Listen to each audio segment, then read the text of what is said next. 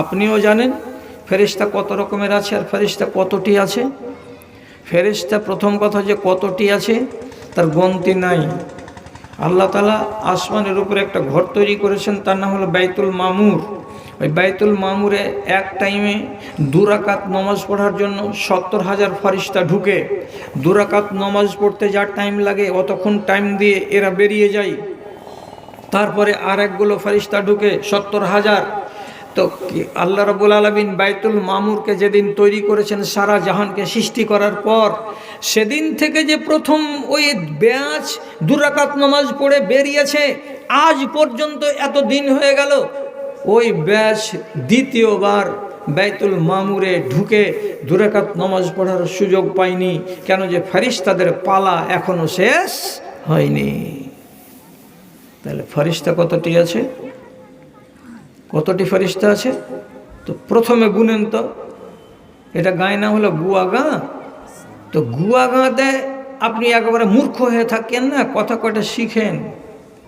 Common সেন্সে বলছি আপনাকে, কতটি ফেরেশতা আছে কমসে কম? পহিলা নম্বর অঙ্ক।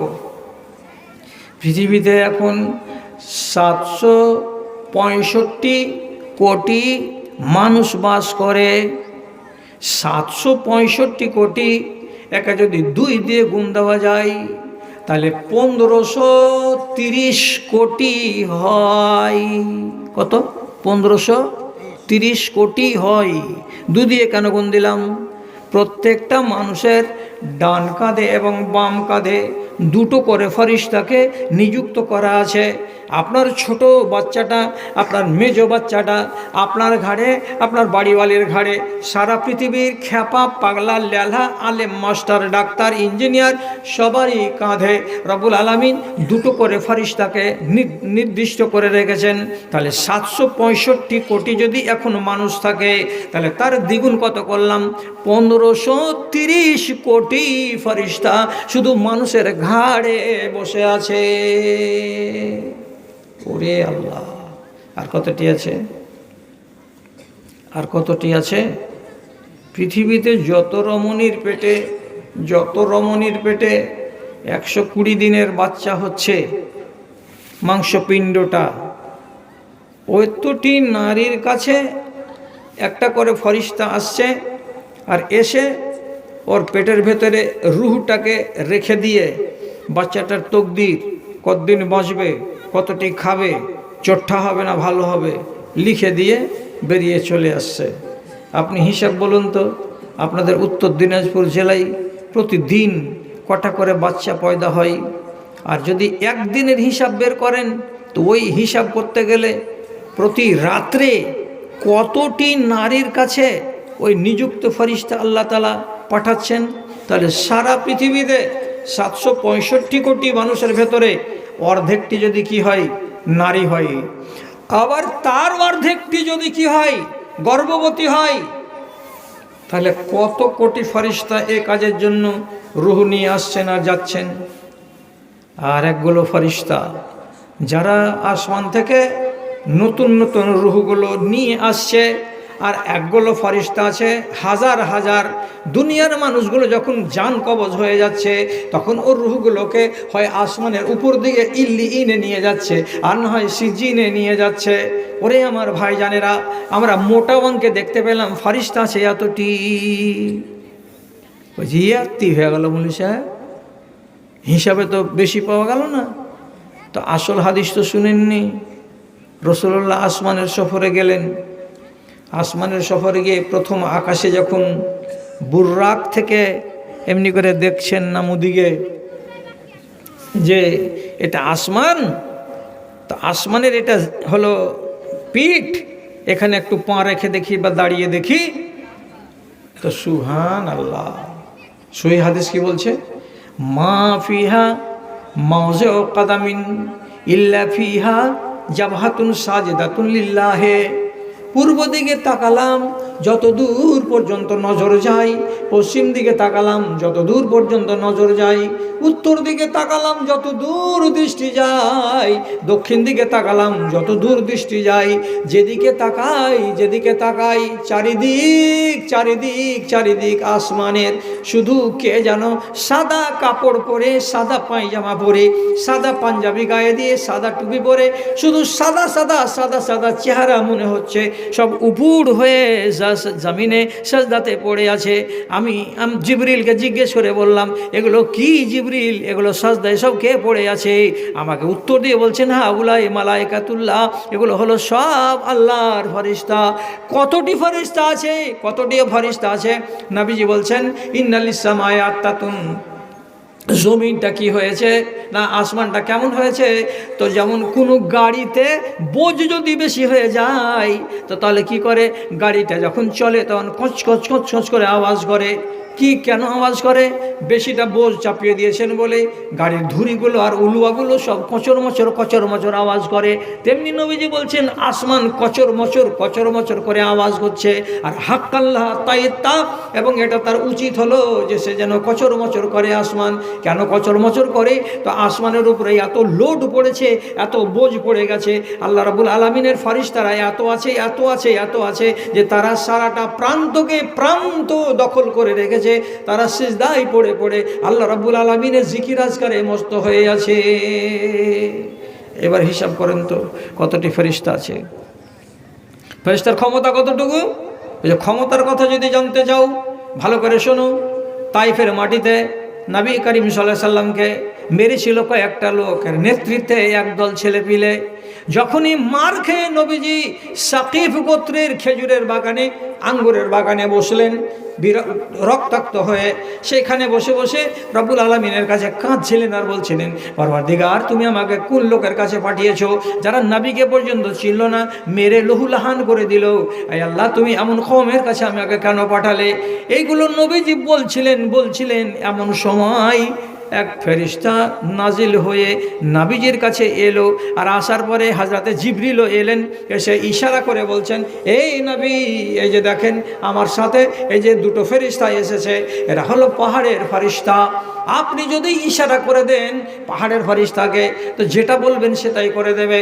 পাহাড়ের ফেরেশতা নবীজির সামনে আদবের সাথে বলছে, আল্লাহ পাকের নবী আপনি বলুন না, যদি এই গ্রামটাকে সম্পূর্ণ পাহাড়ের দুই তলার ভেতরে ভরে দিয়ে, যেমন চাক্কিতে একটা তলে থাকে আর একটা উপরে থাকে, আর যদি গমগুলোকে ভিতরে ভরে দিয়ে ঘুরিয়ে দেওয়া যায় তো আটা হয়ে যায় গমগুলো, ওই রকমই ডান দিকের পাহাড়টাকে টেনে আনবো, বাম দিকের পাহাড়টাকে টেনে আনবো। আমরা হলাম পাহাড়ের ফেরেশতা। আর নিয়ে এসে দুটো পাহাড়কে এই রকম করে একবার করে রগড়িয়ে দিব, একবার কচলিয়ে দেব, দেওয়ার পর এদের পোকা মেরে দেব, সত্যানাশ করে রেখে দেব। আমাদেরকে রব্বুল আলামিন এত ক্ষমতা দিয়েছেন যে একটা পাহাড়কে পর্যন্ত টেনে নিয়ে চলে আসতে পারবো। আল্লাহু আকবার। এদের যদি আকানা ক্ষমতা দেয় আল্লাহ তাআলা জাহান্নামের ফেরেশতাটাকে, দরওয়ানটাকে, আর আমি যদি খালি বলি ওই ওদিকে আমাকে নিয়ে যাবে না, আমি এদিকে যাব, তো এমন চড় দিবে যে হয়তো 3 মাস খালি বাউড়ি খেয়ে খেয়ে আমাকে ঘুরতে হবে ওইখানে। তো এত বড় ফেরেশতার কাছে আমি কোন সাহসে বলতে যাবো যে না আমি জাহান্নামের দিকে যাব না? মৌলানা বলছেন এইটাও পারবি না? আরে তো মৌতের ফেরেশতাকেও ডেট নিতে পারলি না যে জানুয়ারিতে আসিয়েন, এই ফেরেশতাকেও বলতে পারলি না যে আমি ওদিকে যাব না এদিকে যাব। তোকে বলল যে আল্লাহর চোখকে ধোকা দিয়ে ফাঁকি দিয়ে তুই চলে যা, যে যেখানে ইচ্ছা সেখানে পাপ করো। বলছে সব জায়গাতেই আল্লাহ আছে, রুজি কে দিছে তো সবই আল্লাহর, জমিন কার তো আল্লাহ তাআলার। তো কোনো যখন গতি নাই, কোনো দিকে গিয়ে যখন আমার রেহাই নাই, তখন আমার একটি পথ, আমি আমার নফসকে ডেকে বলছি, এই নফস আর কত বাড়াবাড়ি করবি, কোন দিক দিয়ে পালাবি? এদিকে জাল টাঙা আছে, জাল ওদিক দিয়ে পালাবি তো জালে পড়বি। এইদিকে কারেন্টের দুটো তার টাঙিয়ে দেওয়া হয়েছে, ওইখান দিয়ে যদি যাবি তো গায়ে টাচ হতে গেলেও এমন শট খাবি যে জিন্দেগি থেকে বঞ্চিত হবি। এদিক দিয়ে যদি যাবি তো মালিক হাঁসুয়া নিয়ে খাড়ো আছে, এমন করে চোপ মারবে 14 গোষ্ঠীকে উদ্ধার করে দিবে, পালাবার কোনো জো নাই। কি করবি রে? শেষে ওইখানে খড়ে এক গাদা চোখের পানি নামিয়ে কাঁদতে কাঁদতে বলছে, আতুবু ইলাল্লাহি তাওবাতান খালিসাতান। মাওলানা, আপনার সামনে কথা দিচ্ছি এবং আজ থেকে আমি তওবা করছি, যখনই কোনো পাপের কাজে হাত দিতে যাব তখনই এই কথাটিকে নিজের মগজে সাজাবো, সাজিয়ে ভাবতে বাধ্য হব, রে মোবাইলটা যে খুললি আর খোলার পরে এই যে হোয়াটসঅ্যাপটাকে বাহির করলি, করার পরে এই যে 97 34 180 292 নম্বর বাহির করলি, আর এই যে সুন্দরী বেটি ছেলেটার নিচে একটা যে ঘিন ঘিনে ছবি যে সেন্ড করে দিলি, তো তুই এই যে আঙুল দিয়ে দিয়ে টিপলি, এইটুকা কি তুই আল্লাহর চোখকে ফাঁকি দিতে পারলি? ওপর দিকে তাকাবো, বলছে যদি ফাঁকি দিতে না পারি এই আঙুলটাকেও যদি আল্লাহ তাআলা দেখে তো ওই কাজে যাব না মৌলানা। তুমিও যায় না, তুমিও যায় না, তুমি সোজা হয়ে গেলে। তাহলে এই কথাগুলোকে যদি আমি আমার মগজের ভেতরে জাগিয়ে রাখি, আপনি রাখেন আর দুনিয়ার মানুষ রাখে, তাহলে কি তার দ্বারাই পাপ হবে? পাপ হবে না। ঘড়িতে বাজলো 12টা, একটা কথা শুনে নেন আর নেওয়ার পর আপনাকে ছুটি দিয়ে দিব। কি ছুটি? একটাই কথা খালি মাথাতে রাখবেন, কি? দোকানে বসবেন তবুও কাউকে শিখিয়ে দিবেন, কোথায় ছিলাম, এখানে কেন এলাম, কোথায় যাব। এই 3খানা কথাকে যদি আপনি জিন্দা রাখতে পারেন মাথাতে, তাহলে আপনি সব সময় সতর্ক থাকতে পারবেন। কোথায় ছিলাম? তা ছিলাম কোথায়? রুহের জগতে, আকাশের কোনো এক জায়গায়। ওখান থেকে আল্লাহ তাআলা আমাকে আনলেন মায়ের পেট দিয়ে দুনিয়ায়। কেন এলাম? কেন এলাম? কেনর উত্তর যদি এটা হয় যে খাবো দাবো আর ফুর্তি করে বেড়াবো, তো তাহলে তোমাকে জানোয়ার করা হতো। জানোয়ারেরা খায় দায় ফুর্তি করে, ওরা ঝাড়া টাড়া ফিরে, আর ওদের নমাজ রোজা হজ জাকাত কিছু নেই। তাহলে তোমাকে মানুষ কেন করা হলো? মানুষ করা হলো মানে হলো যে এর পিছনে কোনো উদ্দেশ্য আছে, আর উদ্দেশ্যকে যদি আমি বুঝতে না চেষ্টা করি, তাহলে আবার দ্বিতীয় প্রশ্ন, কোথায় যাব? কোথায় যাব ভুললে চলবে না, আমাকে যেতেই হবে। কেমন হবে? ছোট্ট বাংলা বলছি, জীবনের ঘাড়ে চড়ে দুনিয়াতে এসেছেন, জীবনের ঘাড়ে চড়ে দুনিয়াতে এসেছেন, আর মরণের ঘাড়ে চড়ে কিয়ামতে যাবেন। কিয়ামতে যেতেই হবে, হিসাবে দিতেই হবে। আর কিয়ামতে যেতে গেলে তার মাঝখানে একটা স্টেশন পড়বে, তার নাম হলো কবর। তো কবরে যে যাবেন তো মৌতের ঘাড়ে চড়ে আপনাকে যেতে হবে, এমনি এমনি কবরে ঢোকা যাবে না। এ কথাটা মাথাতে রাখবেন। তার জন্য গোড়াতে বলেছি কি, এলে কেন হেথা, যেতে হবে কোথা। কেউ তো ভাবে না বসে, খাওয়া আর দাওয়া, চাওয়া আর পাওয়া, মাতাল দুনিয়া রসে, এরা মাতাল দুনিয়া রসে। সুমতি এদের ফিরাও দয়াময়, মিউল দাও কথাও কাজে, হৃদয় ভরে দাও ইমানি আলোতে, সাজায়ে নতুন সাজে, সাজায়ে নতুন সাজে। ত্যাগের দুনিয়াকে যারা ভোগের বানাই আছে, ত্যাগের দুনিয়াকে যারা ভোগের বানায় আছে, দিনকে উঠায় লাটে, ইবলিশ দলে নাম লেখায় আছে, ইমান বেচিয়া হাটে গো, ইমান বেচিয়া হাটে। মগজে মানুষের ক্যান্সার হলে, মগজে মানুষের ক্যান্সার হলে কাজ হয় না তখন ওয়াজে, হৃদয় ভরে দাও ইমানি আলোতে, সাজায়ে নতুন সাজে, সাজায়ে নতুন সাজে। লক্ষ্যহীন জীবন গড়বেন না, এটা আমার অনুরোধ। লক্ষ্যহীন জীবনের জন্য আমাকে আল্লাহ তাআলা পাঠায়নি। একটা ট্রাক ধরা পড়লো রায়গঞ্জের ট্রাফিকে, রায়গঞ্জের ট্রাফিকে। তখন পুলিশ সামনের ডান্টাটাকে ধরে বলছে ড্রাইভারকে, ওই কোথা থেকে এলেন? স্টিয়ারিং ধরে আছে, বলছে জানি না। তো কি মাল আছে এতে? জানি না। কোথায় যাবা? বলতে পারবো না আমি।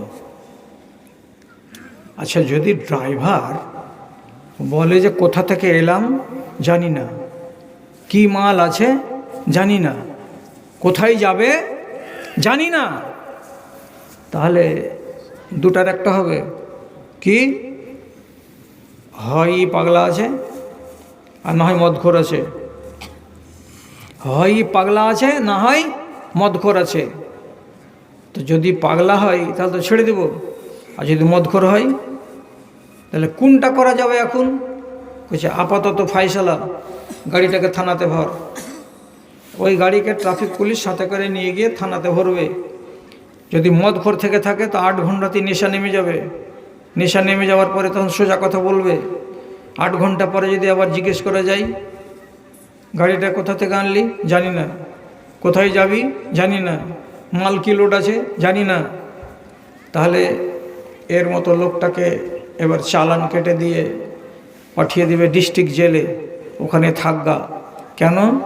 উদ্দেশ্যহীন যদি কেউ যাত্রা করে তো ওর কপালে লাল ঘর জুটে।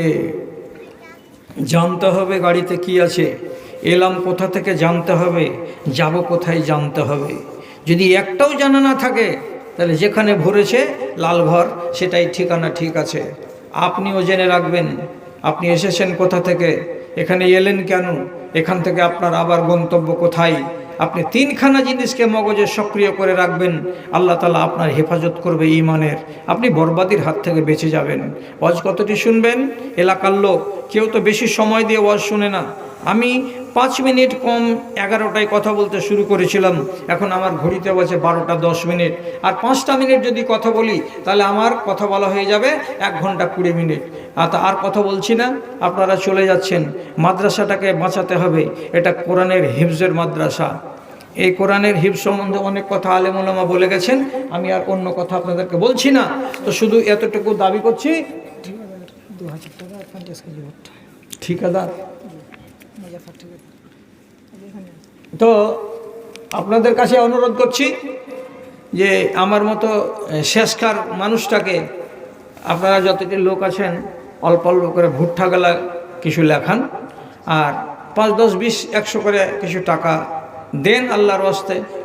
এটাকে আপনারা যদি আজকে একটু করে সাহায্য দিয়ে খাড়ো করে দেন, আপনারই ছেলে, এদেশেরই ছেলে মেয়েরা একদিন হাফেজে কোরআন হবে, তো আপনারও ভাগ্য ভালো হবে, আর যাদের বাপ মা পাঠিয়েছে তাদেরও ভাগ্য ভালো হবে। যারা আছেন আল্লাহর রাস্তায় একটু উঠে আসেন।